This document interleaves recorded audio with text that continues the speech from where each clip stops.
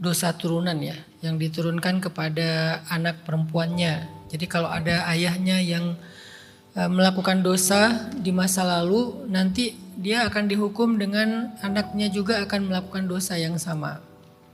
Ada anggapan seperti itu dan lagi populer di masyarakat kita.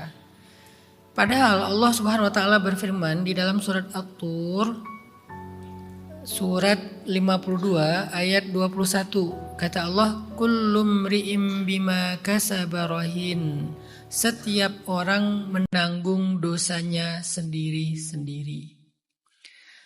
Jadi yang dimaksud dengan dosa zina yang diturunkan kepada anak itu, teman-teman, kalau ada ayah atau ibu atau suami istri berzina sebelum mereka menikah, kemudian perempuannya hamil,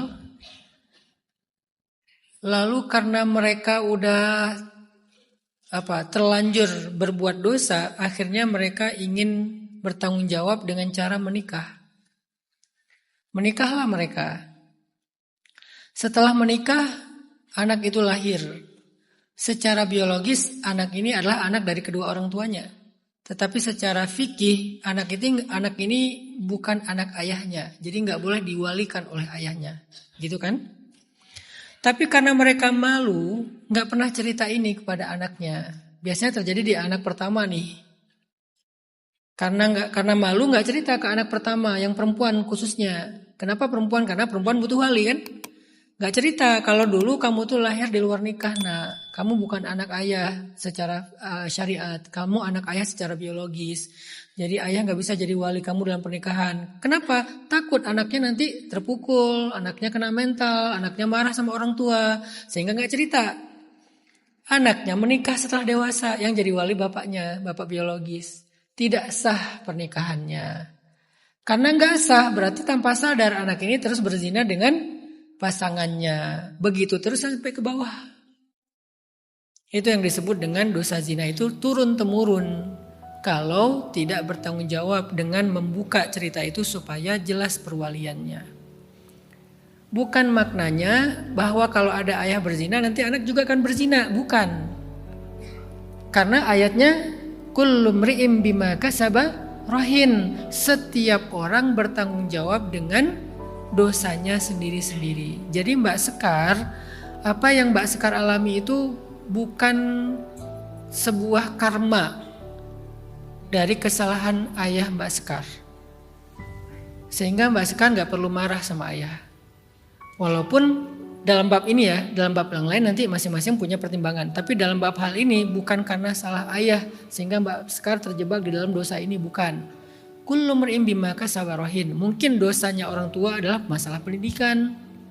Dosanya orang tua adalah tidak menjaga keluarga tentang hal-hal yang haram, kayak gitu kan dosanya. Atau makanan-makanan haram yang jadi darah daging dan itu akan menutup hati dari iman, itu dosanya orang tua.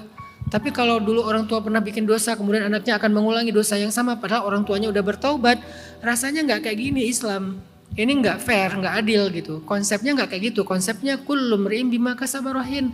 Semua orang bertanggung jawab dengan perbuatannya sendiri-sendiri. Itu poin pertama.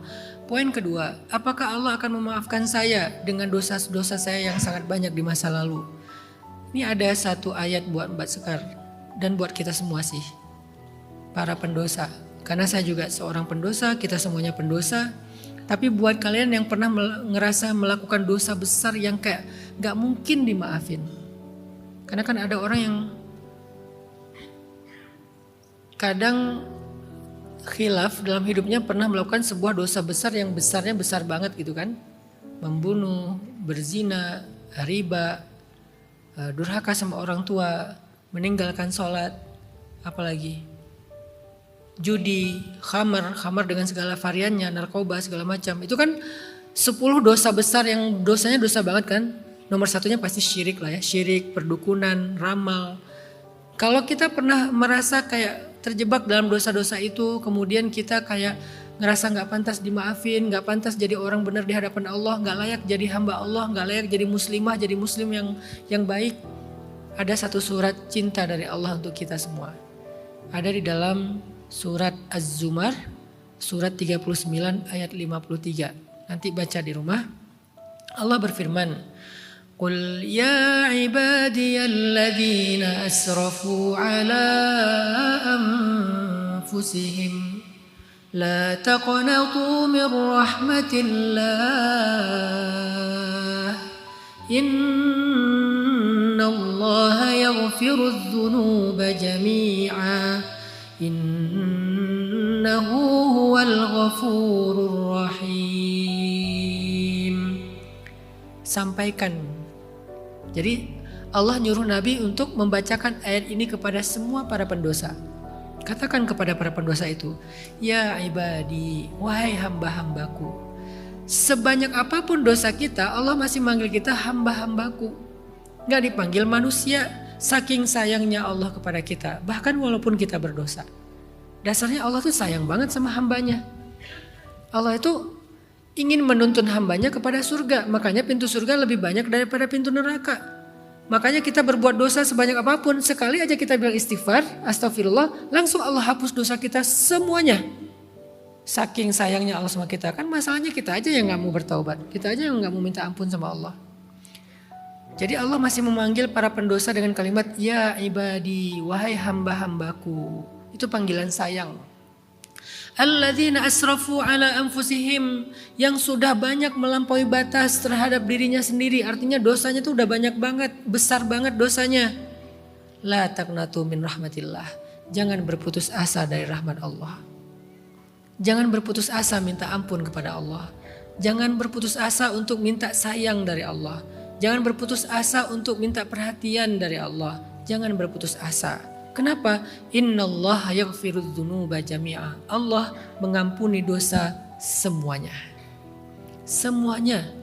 Ustadz, saya pernah berzina, termasuk berzina. Saya pernah mencuri, termasuk mencuri. Saya pernah membunuh, termasuk membunuh. Saya pernah syirik, termasuk syirik. Saya pernah makan harta anak yatim, termasuk riba, makan harta anak yatim. Saya pernah durhaka sama orang tua, termasuk durhaka sama orang tua.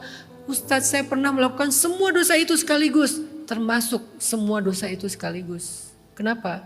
Jami'ah, gak ada yang gak diampuni sama Allah. Innallaha yaghfirudz dzunuba jami'ah. Allah mengampuni dosa semuanya.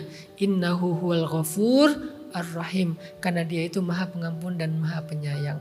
Udahlah dia ampuni dosa kalian, Allah juga sayang sama kalian.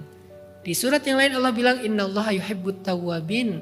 Allah mencintai orang yang bertaubat. Jadi kalau Mbak Sekar bertaubat, saat itu juga Allah jatuh cinta sama Mbak Sekar. Kok bisa Allah mencintai para pendosa? Siapa? Mereka yang sudah bertaubat. Hari pertama mereka bertaubat dengan taubatan nasuha, hari itu juga Allah mencintai dia. Bukan cuma mengampuni dosanya, bahkan mencintainya. Kurang baik apa coba?